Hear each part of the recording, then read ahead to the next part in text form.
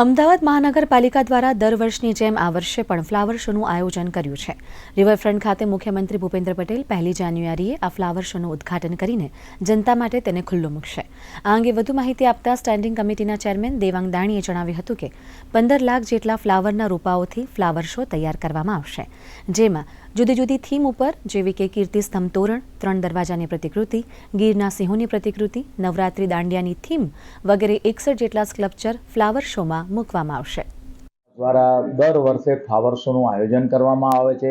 અમદાવાદનો flower show એ વાત કરીએ કે ગ્રીનિશ વર્લ્ડ ઓફ બુકમાં પણ તેની નામના મેળવી છે। અલગ અલગ કીર્તિસ્તંભનું તોરણ છે, 3 દરવાજાની પ્રતિકૃતિ, ગુજરાતના જે સિંહ છે ગિરનારના તેની પ્રતિકૃતિ છે, ગુજરાતની ઓળખ નવરાત્રી તો મહિલાઓ છે એ દાંડિયા કરતે એની પ્રતિકૃતિ મૂકવામાં આવી છે અને તદુપરાંત 61 જેટલા સ્કલ્પચર મૂકવામાં આવ્યા છે।